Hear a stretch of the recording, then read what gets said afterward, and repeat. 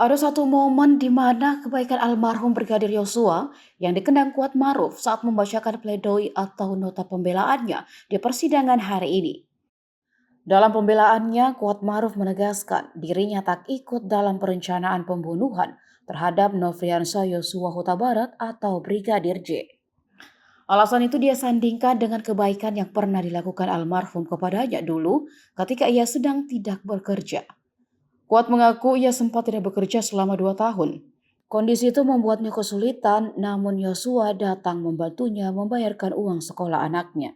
Kuat juga membantah rumor dirinya selingkuh dengan Putri Chandrawati.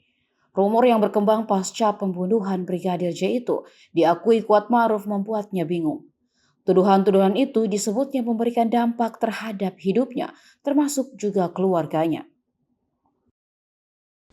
Yang mulia yang saya hormati, saya sangat bingung dan tidak percaya atas kejadian ini, karena bagaimanapun juga saya punya anak dan istri yang pastinya berdampak kepada mereka. Di sisi lain, almarhum Yosua juga baik kepada saya. Bahkan saat saya 2 tahun tidak bekerja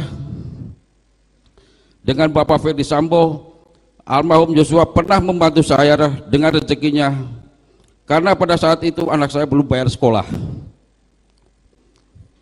Saya akui yang mulia, saya ini bodoh. Saya dengan mudah dimanfaatkan oleh penyidik untuk mengikuti sebagian BAP dari Richard. Saya merasa bingung dan tidak mengerti dengan semua proses persidangan yang sedang berjalan, tetapi saya tetap berusaha untuk menjalankan proses persidangan.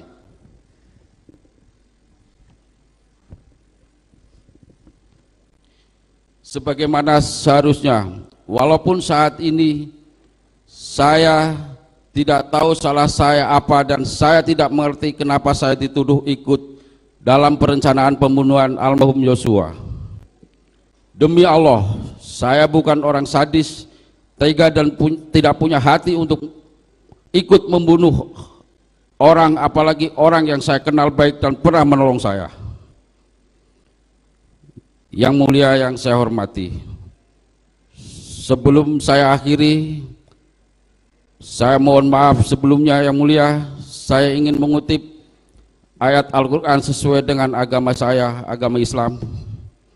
Surah Ar-Rahman ayat 9. Wa aqimul wasna bil qisti wala tu'asri mizan.